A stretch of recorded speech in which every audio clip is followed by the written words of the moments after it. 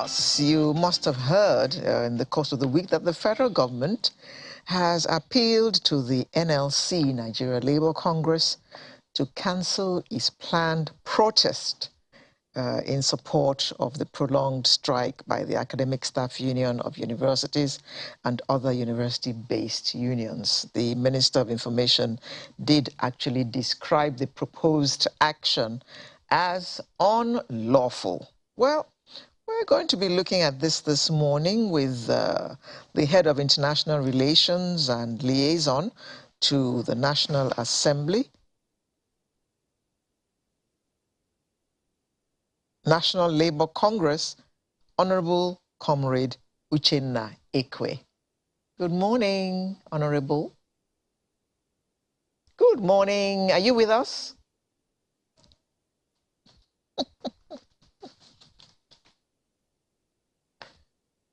Good morning, comrade. Is it possible for Honorable to unmute? Honorable, could you please unmute your mic? Hello? Can you hear us now? What? Hello, Honorable. Are you there, comrade? We can hear you now, sort of. Yes, I'm with you. Great. Thank you for joining us. Are you hearing me? I'm hearing you. Great, great, great. Thank you for joining us. Thank you. Now, so what is the situation now? The minister says that your planned action is unlawful. So is this protest holding or not?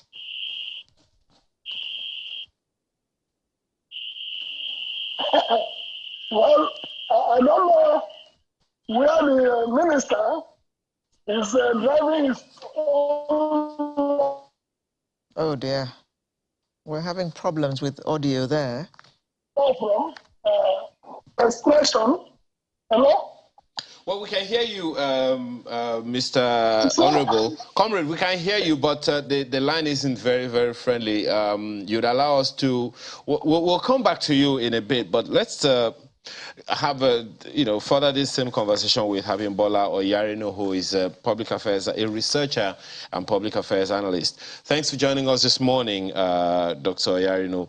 Well, all of this conversation between the federal government and Labour, it would seem like, I don't know. First of all, let's begin with that comment coming from the Minister of Information that the planned protest is unlawful. Thank you for having me. I do not know the constitution where the Minister of Information is drawing his assertion from, but it will amount to the understanding of how the ruling class sees the proletariat in which they govern. It is appalling to decipher in a democratic system to say a pressure group like the NLC that they do not have a right to protest in whatever peaceful means that they choose to. And the NLC is a pressure group, by far the strongest in the country. And they will pick issues based on interest. And I tell you that it is based on the interest of NLC to see that ASUU works. Because I would say this is the final lap to the total collapse of the public university system in the country. And I do believe that the bulk of the people who constitute those who attend these universities come from the rank and file of those who make up the NLC. Their kids go to these universities, so they have vested interest in ensuring that the university system works. It is evident that the federal government is playing a game of, I am bigger than you, I am stronger than you, with ASUU. And ASUU equally haven't coordinated themselves in the best way possible, using other means that pressure group, devise to achieve their purpose. But now ASUU is coming, NLC is coming to salvage the situation, as it were, because they have a stronger force. The federal government cannot afford to allow the NLC go on strike for 4 months because the economy will collapse. So that's one very good way to bend the federal government to ensure that they do the bidding of ASUU because it is the right thing to do. King, isn't ASUU one of the children of the NLC? Of course, ASUU should be a branch of NLC, and in that regard, the NLC should actually, be in solidarity with ASUU, and that is exactly what they're doing.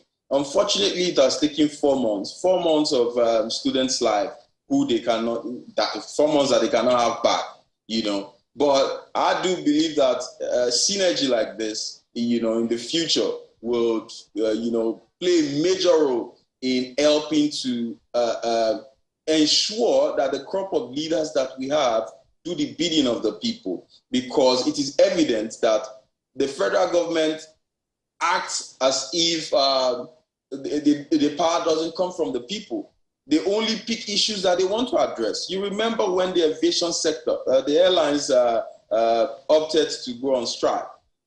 You saw the quick response in which the federal government answered them and the issues were resolved.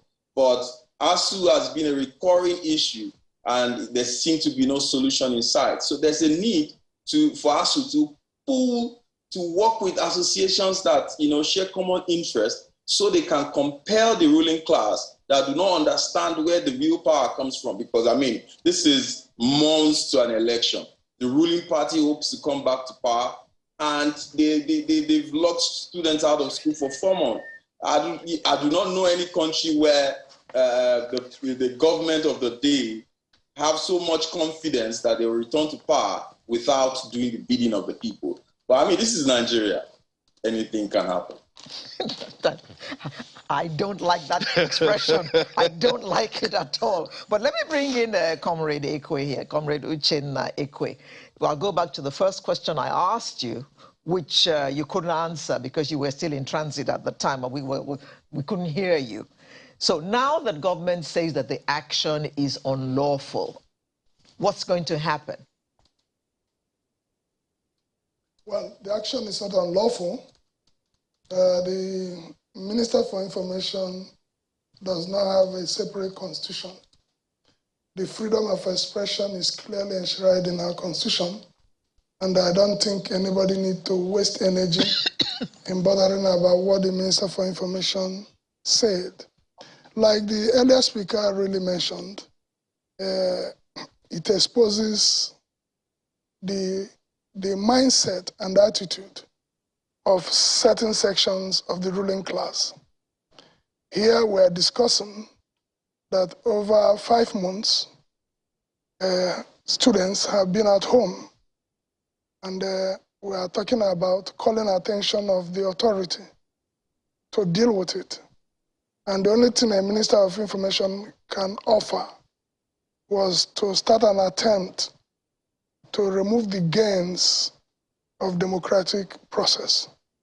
If we can, even under the military regime, do protests to call attention of the military regime that's not a democratic government at a full-fledged democratic system, and somebody is suggesting that a protest is unlawful, it's rather embarrassing.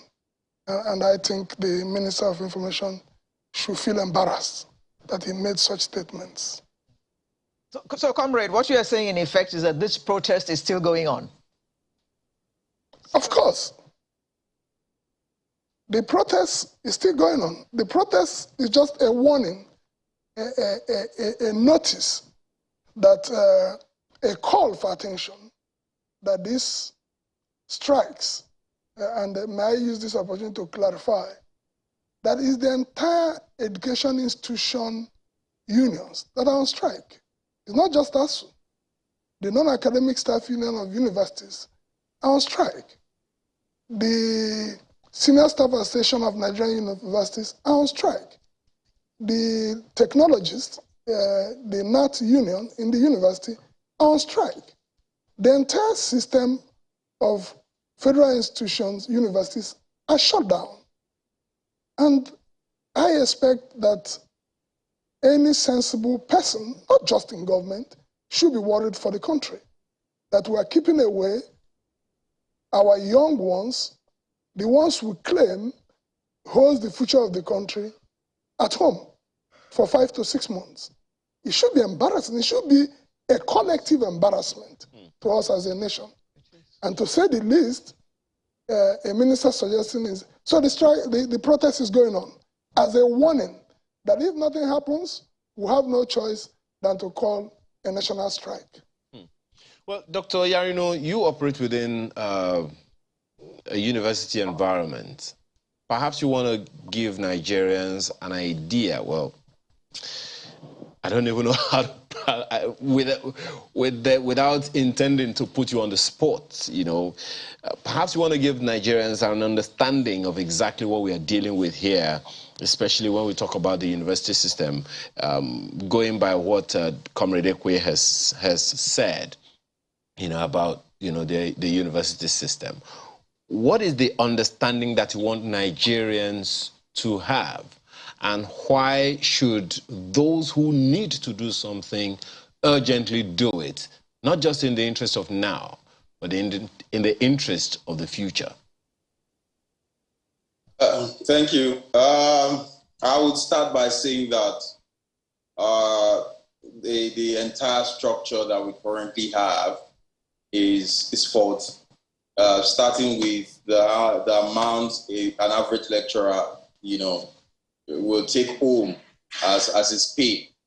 These are where the challenges starts from, because you see a university lecturer that has spent an average of 12 years to get a PhD degree, earning the same salary that a company clerk will earn. Who builds such a structure? It's a lopsided structure. And I also tell you for free, for a lecturer to get promoted within the system, he still spends from his personal money, and you expect quality research. You cannot give what you do not have. The educational academic environment is expensive. To move through the ladder, you have to publish in learned journals, and it has to be self-sponsored. Sometimes you get grants, sometimes you get intervention from foreign donors and all of that. But how far can that go? This is why you have found out that there is a huge migration of people with the intellectual capacity to educate the coming generation. They are living in droves. So the challenge is the university system is at the brink of a collapse. If we do not intervene on time, there will be a problem. Now, there's a solution. Okay. I would like to spend a few minutes to discuss the solution. We'll get there, Dr. Yarino. We'll get to that point. But, you know, another, you know, element that I'd like you to speak to is, or if you want, confirm what Comrade Ekwe said, that every sector, every operational sector in the university system largely are on strike. Can you confirm that is true? That is the true situation of things. The university, federal universities across the country are, you know, in a state of comatose. Nothing is happening. NASU, SANU, ASUU, they have all down to their tools. Okay. And, all right. So let me come back to, you know, Comrade Ekwe. So Comrade Ekwe, for those who are looking at you and listening to you now, what is the essence of this strike? It's gone on for months. Even before this 5-month-old strike, there was a strike. before ASUU changed leadership from Professor Biodun Ogunyemi, I think, to Professor Shedeke now. There was a strike that was called off when this new administration of ASUU came on, and now they said, okay, let's have this, let's call off the strike, have some conversation, and it will seem like this is where we still are. For you, what have you heard? What are the outstanding issues? Because at various levels, we hear all kinds of things from the presidency, from the Minister of Education, from the Minister of Labor. What are the facts on ground that might be able to mitigate this protest? Yeah, ASUU, like you rightly traced, gave that opportunity, window, for renegotiation of past agreements to fix the issues, include fixing of wages, dealing with end allowances, funding of universities. Like the doctor have said, a university cannot function without research. Here, research institutions are not funded. Research are not funded. You have lecture rooms where you have up to 200 students using one lecture hall, and even master's degree students having up to 50 to 60 people in a room. And all these things doesn't make sense. It doesn't work. So, and all this, comrade, as you have brought on the table, yeah, comrade, on how to, they brought suggestions. Yes. On now, even how to. Those conversations have been going on, but how does this protest intend to change anything? How do you think this protest will change anything? Yeah, how we think it will change something is that now that the system feels they can, because that's the feeling, they are almost ignoring the institutions. There seems to not be serious commitment to resolving this. And now we have to pull our instrument of what we call injury to one, injury to all. What we intend to do is to use the solidarity from other sections, other workplaces, to say, look, we are in solidarity and we need this thing to be resolved for the interest of our families, because our families are involved, for the interest of the workers in the university system. Our belief is that this will allow people in the system know that they cannot any longer play ostrich on this negotiation, that this negotiation must be dealt with and finished, because there is nothing difficult in dealing with this matter. What is lacking is commitment of those in leadership to resolving it. Now that we're not seeing that commitment, we are now being forced to give a solidarity demonstration as a warning, step one warning, that if this matter is not resolved, we'll get the entire working people in all the industries to shut down to make sure that this matter is resolved. But comrade, ASUU, from what we gather, is not ready to accept any more promises from government. And if you listened to us earlier today, you will understand that clearly government, or should I say Nigeria is in dire straits right now. We are broke. So if government says it doesn't have any money, we can see that it doesn't have any money. So if it says, okay, you guys, take X amount now, we are going to promise you that by this date, we're going to pay you the balance. I know that they have said this many times before, and they did not keep to their word. Do you think that ASUU would accept promises again? Yeah, maybe I delve a bit into the not having fund. you in the studio, the journalist who is carrying out this interview, if you get home and tell the members of your family, look, we are running into a problem, we don't have money. We used to eat 3 times a day. Now we have to eat once a day. And the family members say, okay, mom or dad, it makes sense, we'll start eating once a day. And they agreed. And they ate only the afternoon. Only for them to come out in the evening and see you in a beer parlor, drinking beer, eating pepper soup. Do you think it will work tomorrow? When you come home tomorrow and say, we'll eat once, nobody will listen to you. That family, that agreement will be broken. We are made to believe that we don't have money. Let's face it. The monies collected from the 2 major parties, from people who run election for forms, the money they used in buying forms, the quantum is known. Put it side by side by the money that is needed to get the university working. How do you convince people that the ruling class that was paying delegates $20,000, $30,000, Oh God, will convince a people that there is no money to fund education? Let's get serious here. People won't believe those theories. People will not. Because the attitude and behavior does not say that that's the true situation. Where the ruling class brazenly spends such humongous amount of money, especially the 2 leading parties, and we all saw the money being spent. Nobody have ever denied it. It is known, it's on record.